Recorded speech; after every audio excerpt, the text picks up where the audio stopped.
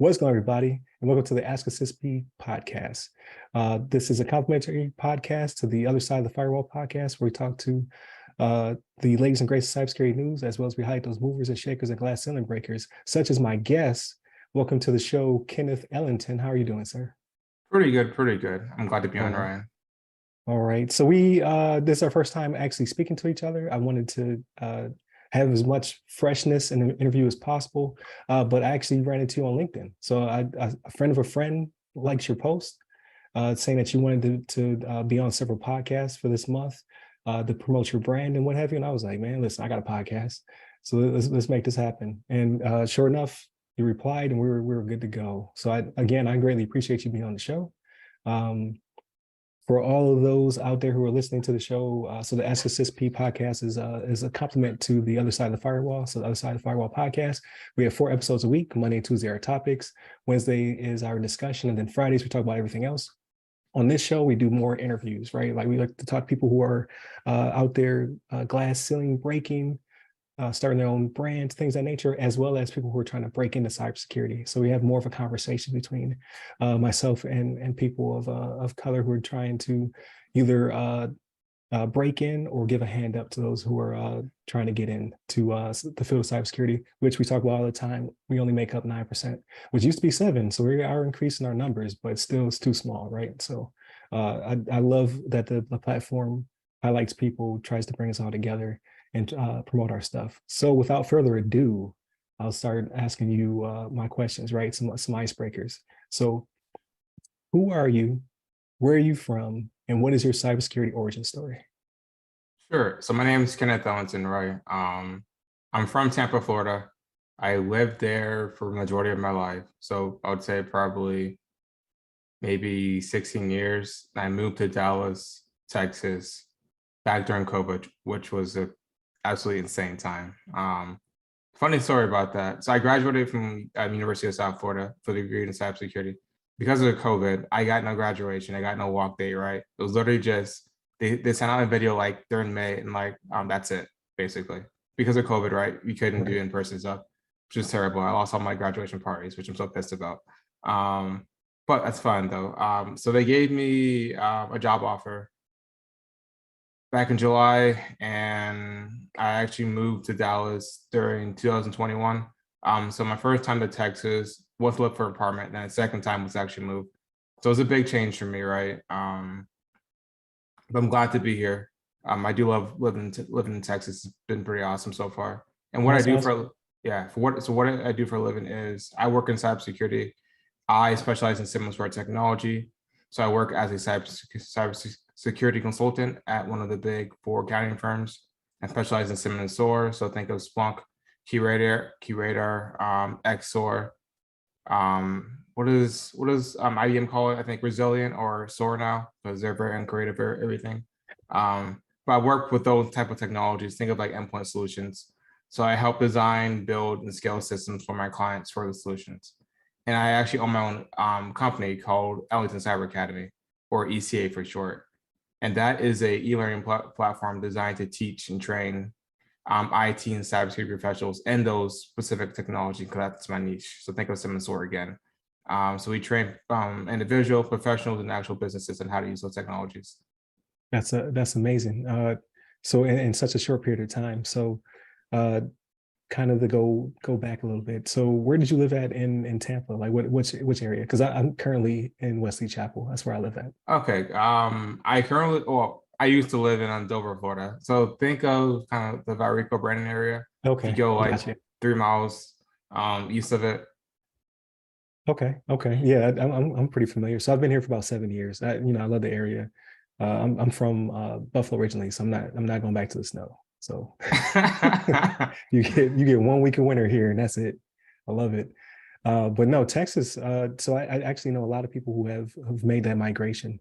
It seems to be just exploding tech wise, right? You have Miami, you have the Dallas area, and a few others. I know Georgia's also starting to also bubble up, and then Atlanta, of course, is crazy, right? When it comes to tech. So being out there now, have you seen any like the major growth, right? Because you said you came out during the COVID era. which was rough on everybody, right? I was still active during that time, so I was stuck here in the house because we couldn't even go on base during COVID for like the first couple months because everybody was just panicked, right? Yeah. So making that move during the pandemic, like how was that for starting a new job basically?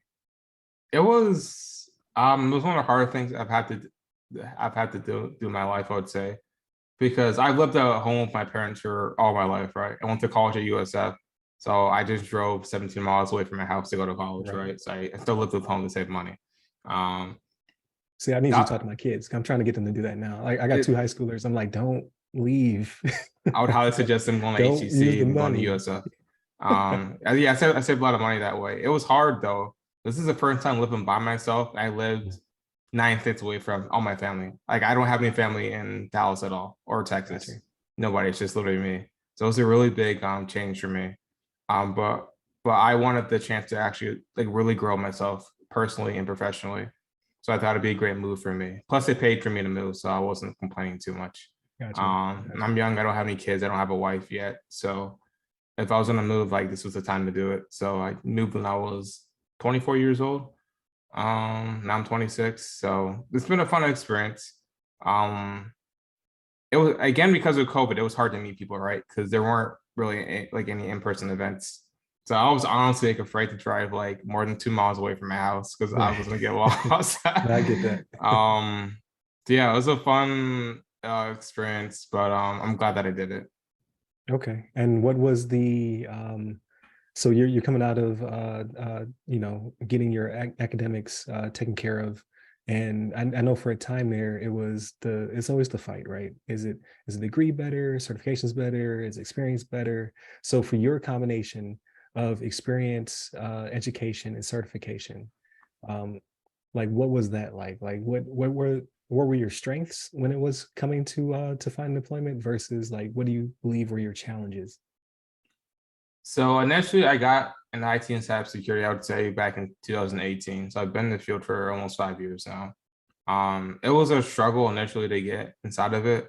One, 'cause I didn't see a lot of people that looked like me, so I kind of had that imposter syndrome. Because I went to my first conference with B-Sites in Tampa. When I went there, I went to the main, was it keynote speech, I believe was what it's called.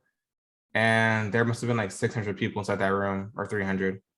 And there was like 3 Black people there. So I'm like, all right, now I'm starting to see what the issue is.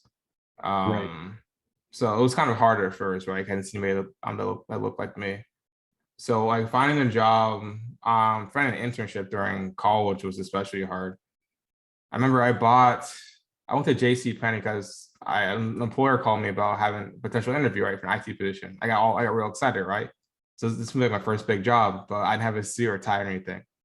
So I went to Macy's. It was at Macy's. I spent all my money on like a really nice suit. And then like 2 days before the interview, they called me and canceled it. Uh, Yeah, I was very, very pissed. But yeah, that happened a lot. So it was a real big struggle for me to actually get like a cybersecurity internship. So I worked at Publix supermarkets. Anybody lives like in the southeast knows what I'm talking about. I right. worked in the deli making sandwiches, getting cursed at I was gonna because the say fried chicken they wasn't have warm enough. a really good chicken finger sub. I'm not gonna Yeah. lie. Yeah, it was an interesting time there. So I working at Publix, I consider it as a blessing because I got to work on my interpersonal skills and soft skills a lot. Because by nature, I'm a very introverted person, so I don't like talking to people in general. So that really forced me to come out of my shell, right, and deal with very interesting customers and from different backgrounds, different experiences. So that's what really like rounded out my soft skills. Because like Ryan, honestly, if you had told me like 4 years I'll be doing this, I would tell you you're lying or you're high. Like I Okay. could never imagine myself like talking to somebody like over an interview or something like that. So it's been like a really growth moment for me to take myself from that shy kid behind a deli counter towards like owning my own business, which is still kind of insane to me now that I think about it.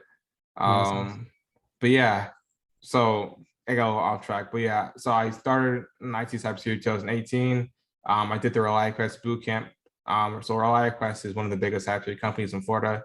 They're the official partner of the Buccaneers, the Tampa Bay Lightning, Boston Celtics. So I did a boot camp with them. I didn't get a job after I finished. I was still pissed about that. I'm a very salty person, if you can't tell. So, because I worked at Publix, our headquarters is in Lakeland, Florida, which is like 10 miles away from where I live. And one of the things I stress towards my students is to always promote yourself in front of people that you know, so they can speak on your behalf when you're not inside the room. That's very important, right? So I told my manager that I was interested in doing cybersecurity and IT. So she happened to know the head of cybersecurity for all Publix, right? So she walks up to me one day, and this is during the summer. She's like, "Hey, Kenneth, the director of cybersecurity for all Publix is going to be showing up towards our store in a couple of weeks. Do you want to meet him?" I'm like, "Of course, yes." Right. So she set up the meeting with me and Rick. He sat me down in the back office and we talked for like an hour. He told me some things he wanted me to do because he wanted me to be on the internship team next summer. So the summer of 2019. Because they already filled up that position, right? Because the summer already started. And he told me, he's like, "Kenneth, if you can do all the things I listed here below for you, I can almost guarantee you a spot on my internship team next year." And so I'm like, all right, I can definitely do that for you. And so fast forward 9 months, I did everything that he told me to on the list. I interviewed for his team and I get the position. That's kind of how I got inside cybersecurity. When he told me that, so they called me, and I was at Chick-fil-A. I literally almost flipped over the table because I was so happy. Everyone started to look up at me like I was insane, but I don't care. But yeah, that's how I kind of got inside cybersecurity. Yeah, no, that's amazing. So that's where opportunity meets preparation, right? So you always hear people like either they'll say like, I don't know how I did it, or I was lucky or what have you. But it always boils down, at least in my opinion, it comes down to an opportunity did present itself, right? But you were prepared for it, and then that led into you doing what needed to be done to secure the internship. And now, not that much later, right? Like, so not to say you've only been in the field for a short time, because like you said, you've been either in it or adjacent to it or doing internships within it. But I'm thoroughly impressed. Like, I look through your timeline on LinkedIn, and I'm like, man, this guy's flying to go from like you said, the internship, academics, to now working for a pretty large corporation and starting a business of your own. So like all the above, that's amazing. So I was like, this is a good one. I booked him before he blew up too much, right? I had to call his assistant to get him on the show. So, so I was like, this is perfect.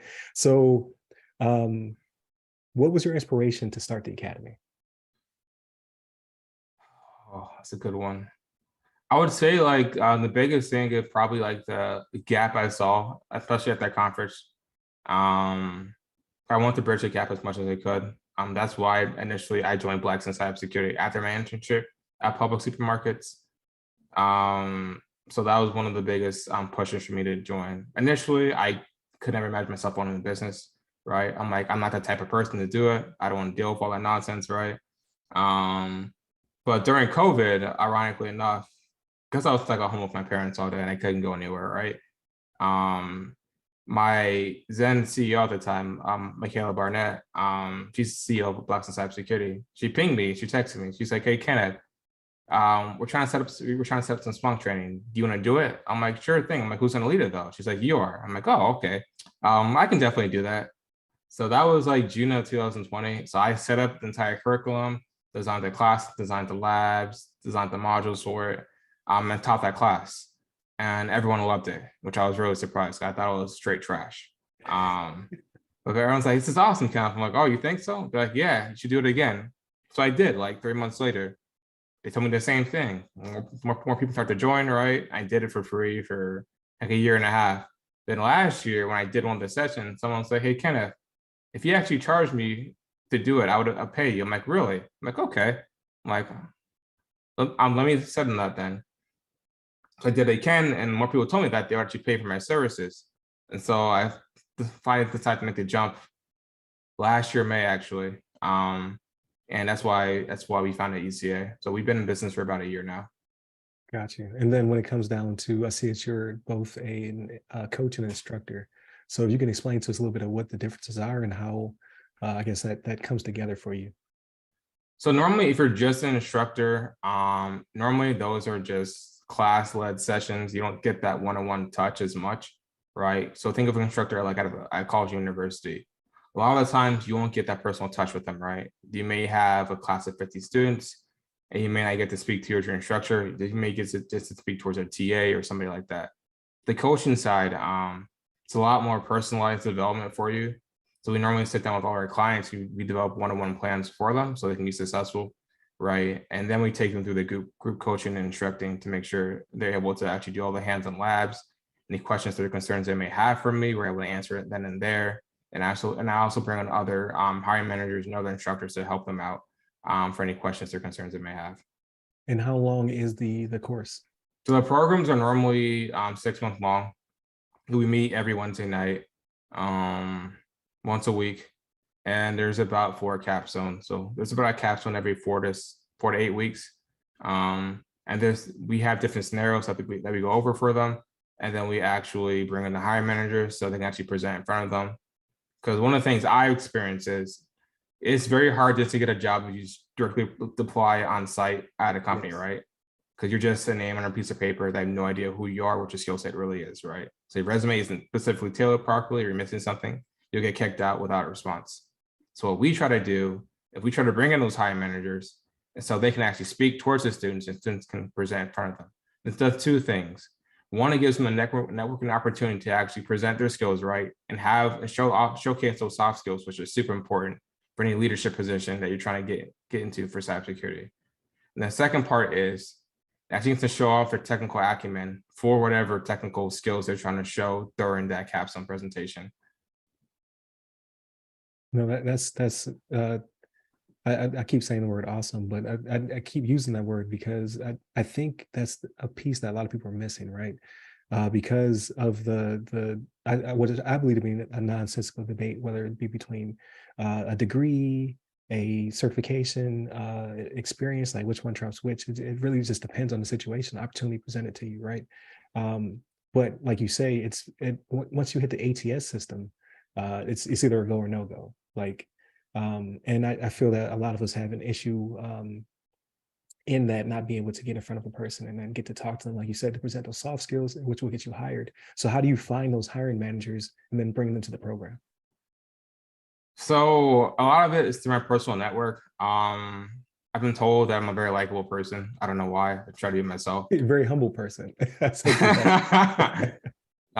So people, I guess, are naturally drawn towards me. I guess because of the good work that I do in the community and stuff like that. So it also wasn't that hard to get like hiring managers I have in my network that are personal friends of mine to actually join and help me out. And they really love what we've been doing so far. We've gotten 8 people, I believe, hired since we started. And I think we generated over almost $250,000 in new salaries for them.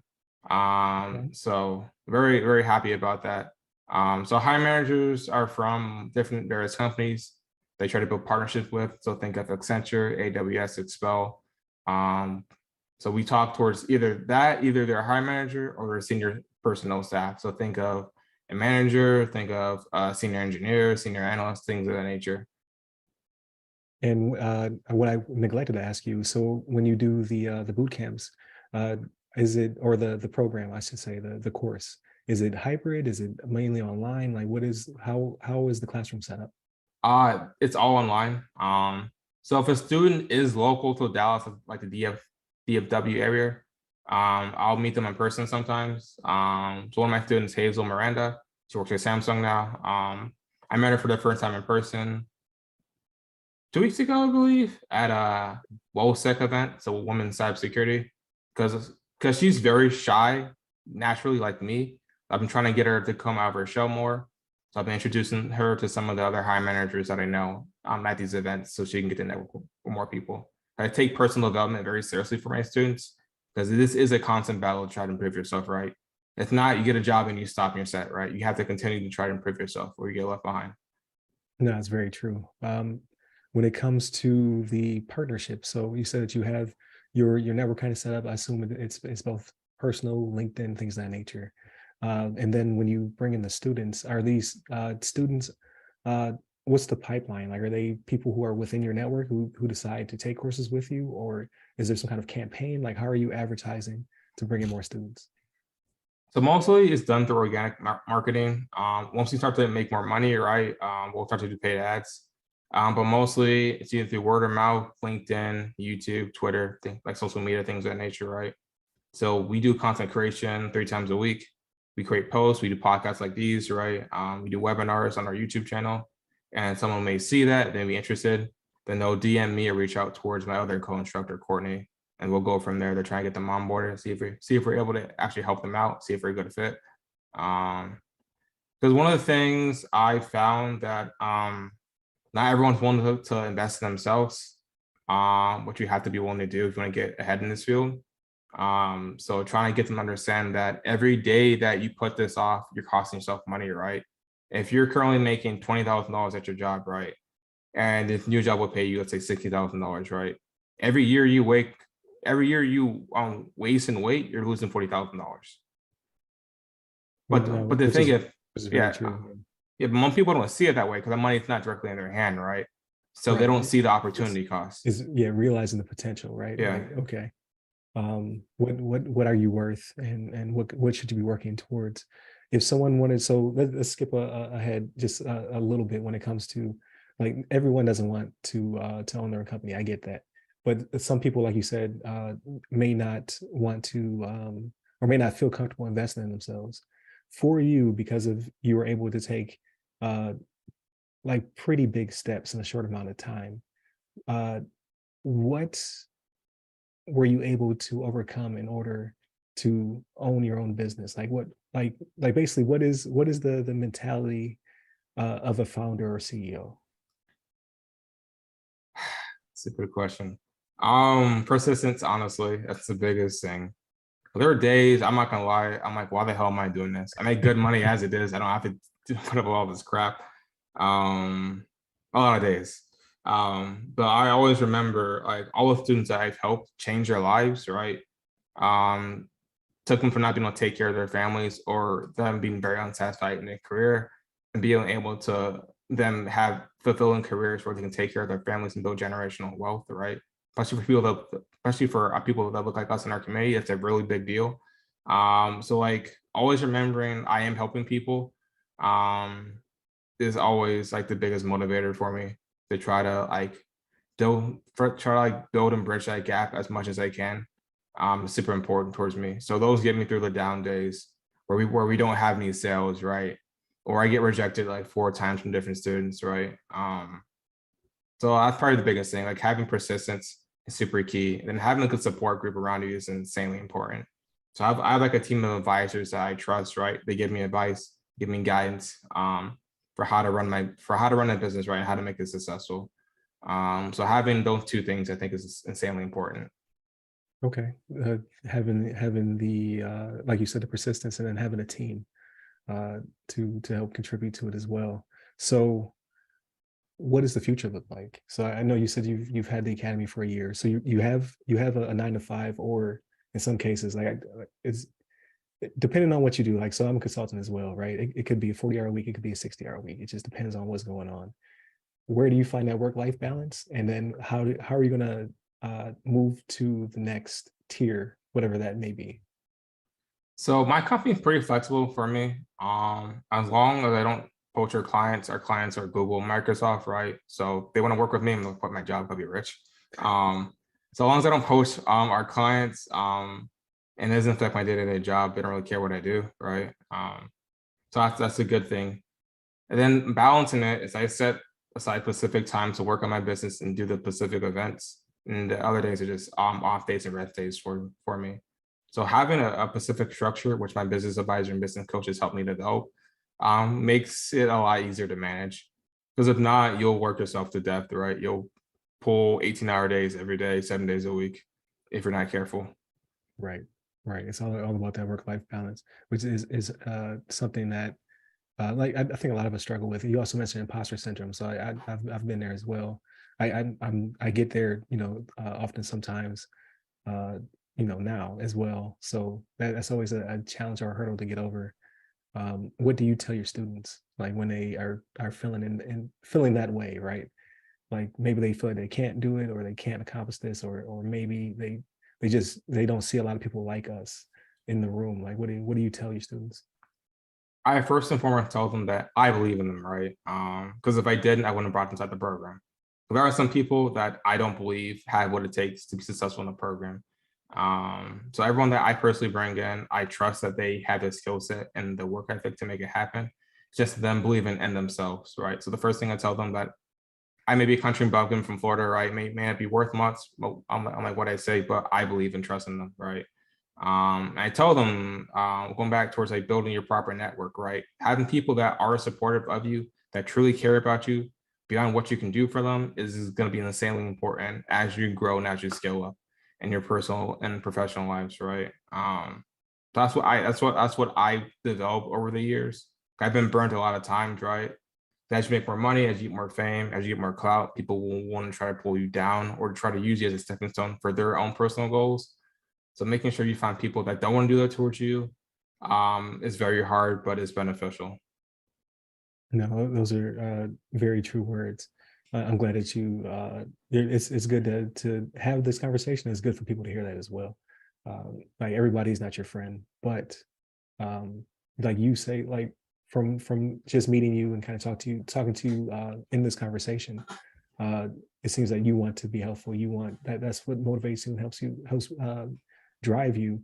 So if you're a person who is similar to that and you want to help, whether it be you're already in cybersecurity and you want to kind of give a hand up, or if you want to partnership or you want to do things that help with your brand, just reach out, like build that network, and then try to just be helpful and give value, right? Like I'm not saying you should work a 60-hour week. I'm just saying if you have the ability to, like, I need to shoot another episode anyway. I saw this post, I was like, this is perfect, right? This is serendipitous, right? Because I needed to redo Ask SSP because I have not done an episode in over a year, and I have a bunch of guests lined up for the Ask SSP, or I'm sorry, for the other side of the firewall. And I saw your post, and I was like, that's a sign. I need to jump back on it.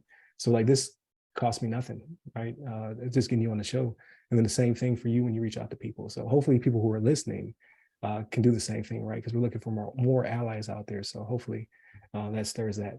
But so I want to ask you one more cybersecurity / work related question before we kind of pivot into what else you do, right? Like whether that be you go on vacation, unwind, or you play video games, or listen to music, or whatever. Like just to get a little bit more about you. If you were me, like the roles were flipped, we're doing the interview, what would you ask yourself? Like, what have you not been asked? Because I know you've been on several podcasts over the past month or so. What is a question that you would have asked that they have not? That's a really good question.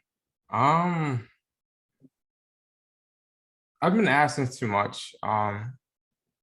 If I wasn't doing cybersecurity, so what else would I be doing in my life?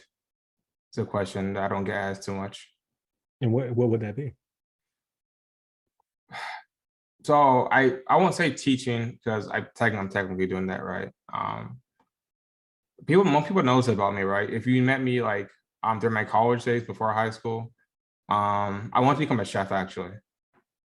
Before I went towards cybersecurity. The reason that being I love like creating stuff with cooking, right? And I love to eat. So cooking is one of my first passions that I have. Even ask my parents when I was in high school, the Food Network was always playing day and night, no matter what time. They got so annoyed by it. But yeah, I love to cook. So the reason I didn't do cooking was so my dad told me, Ken, he's like, I'll pay for your college, but I will not just pay for a cooking degree. You need to have a business degree, right? I'm like, sure thing. So I went to school for business originally. Then I find out how much chefs make. And chefs will work like 60, 70 hours a week. They work on weekends or work nights, right? That's when everyone's out and about. Mm-hmm. And they'll make like 38K. I'm like, I can't do that, right? I'm a very realistic person, very honest person with myself. And I have a certain lifestyle that I want to live, and doing that wasn't going to afford me that. So I'm like, I can't do that. Gotcha. No, that's interesting. So like I tell my wife all the time, it's not an excuse, but like when I see ingredients, I'm like, I don't see food. I just see ingredients. So I'm always interested, like people who have a passion for cooking, like you guys can go in there and kind of like figure out like, oh, I wanted to have this taste or this style. Like I legitimately have to look at the recipe 3-4 times. Like, okay, this is half of this is half of that.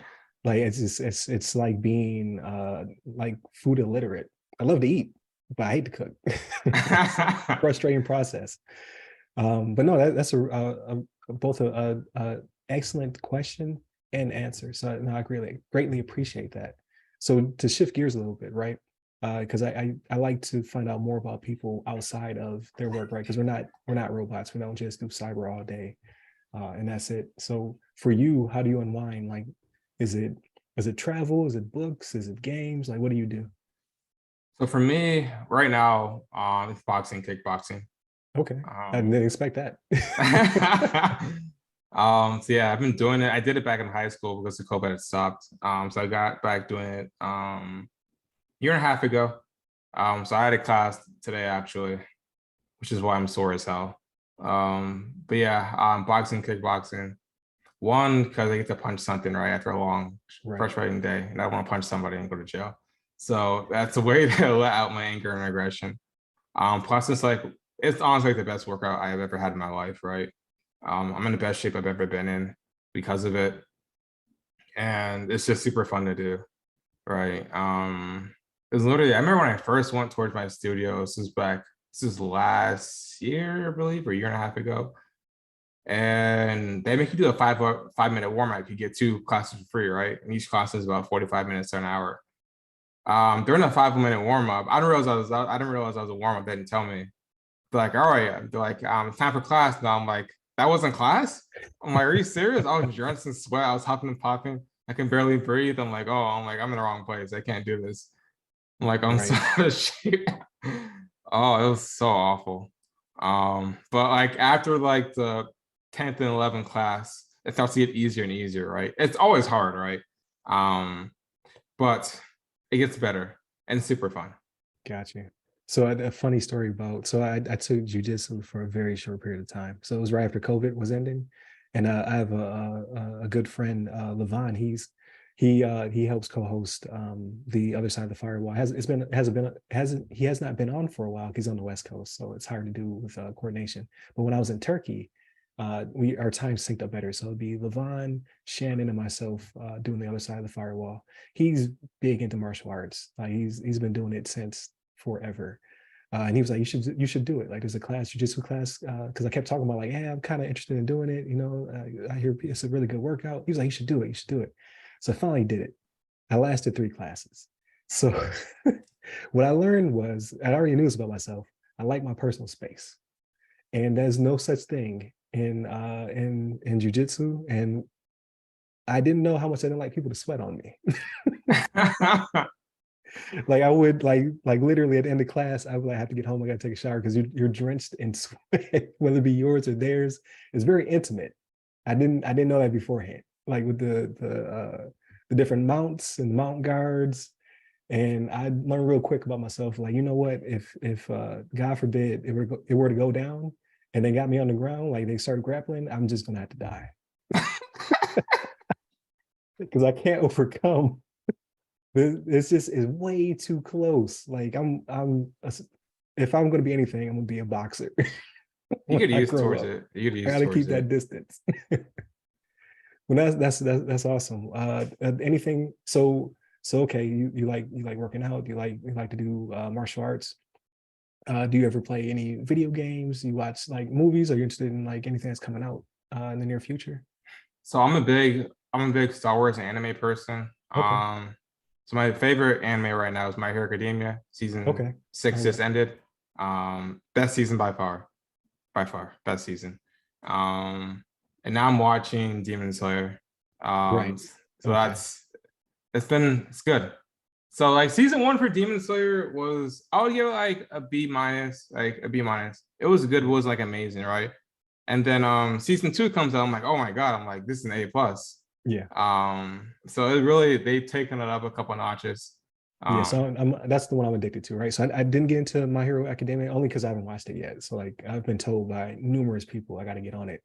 But I got this quirk where I don't like an anime that goes for too long, because like my gateway was Dragon Ball, and then Dragon Ball Z, still going, right? Like it's never ending. Same thing with like One Piece, Bleach. I can't get down with more than like 3, maybe 4 seasons. It's like the sweet spot. My favorite anime of all time is Cowboy Bebop.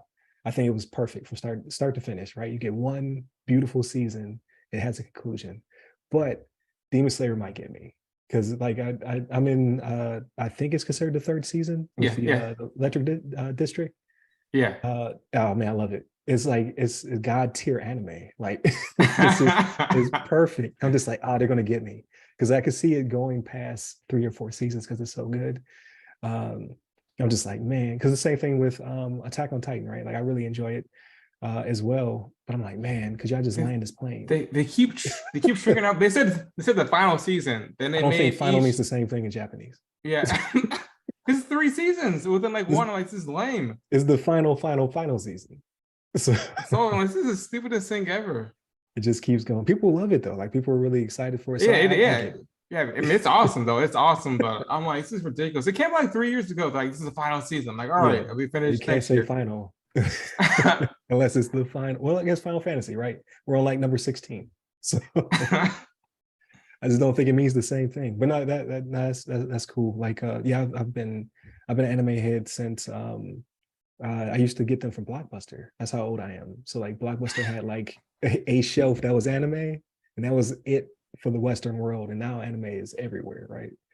So I tease my kids about it all the time, because I watch it with them. But you could stream it. You just get it readily available to you. I was like, man, listen, we had to get stuff shipped from Japan. It's crazy out here. But no, that's cool. So yeah, hopefully the next season will be awesome as well. But this was a blast. I'm really glad that you did reach out looking to find a podcast to promote your brand and what have you. I'm glad to have met you. I don't know anybody in Blacks in cybersecurity. However, I tagged them on every single one of my posts. It was crazy, right? Like when somebody in their media manager asked me, I guess they saw my videos because I put them on various different like LinkedIn, Twitter, all that good stuff. He said, "Hey, if you add us, we'll reshare it." And I thought that was the coolest thing ever, right? Because I'm trying to get my podcast out there and whatever. And that was like 2 years ago, and I still at them every single time, right? And I don't have any kind of connection with them. But it's again, uh, is that putting people out there, showcasing them, giving a hand up. Like I'm sure I've picked up dozens of subscribers just from that ad. So I greatly appreciate them and all they do. But yeah, I definitely want to keep in touch. I want to see a year from now, right? Get you back on the show, like hopefully before a year, but I definitely want to get you back on a year from now to see how your brand has grown and kind of like what you're doing after the fact. So I definitely want to hit you up again next June. But if I can get you back on the other side of the firewall is our weekly podcast, and then if I get you back on as a guest host, I think that'd be pretty cool. So see what we can do again before you blow up. Before I start going through assistants and all, I don't have that. I don't have an assistant. I do all my own booking. But no, I see growth. I see passion, which I greatly appreciate. It's one thing to be in this space. Is another thing to be in the space and be a person of color, because the numbers are just not that great right now. But every year I see more and more people, whether it be adjacent or people who I've reached out to, and I just see their growth, and I'm always impressed. I'm like, man, listen, a few years from now, the numbers will definitely catch up to the amount of passionate people who are in the field, and the pipeline is steadily increasing, right? Like you're part of the solution with your academy. Like you're getting more people in the door, and we greatly need that as well, just in general, right? Because as we like my podcast and news in general shows every week is some shenanigans. So we need as many cybersecurity professionals as possible out there. So thank you very much. Where can people find you? You can find me either on LinkedIn, which is what I primarily use for a lot of marketing stuff. We have a YouTube channel, and I'm also on Twitter. There it is. So, and you're going to shoot me all of your links. This will, like I said earlier, this will probably post the week of, pull my calendar out. So this will be next week. So we're currently shooting on Memorial Day. So the week, so this week coming up will be Aisha Hollins. She's actually in Dallas area as well. She's in Texas, but she is a podcaster, an author, a digital forensics trailblazer. So she is our co-host for this week, and then next week you'll go up on the Ask Assist P, and then not in the hopefully the near future I get you back on the the Other Side of the Firewall podcast that if you want as a guest host. So we'll work all those things out. But thank you again for all those of you who are tuning in. I don't say this enough, and I always forget. But please like, share, subscribe, all that good stuff. Please set up all the links that Kenneth is going to provide us as well.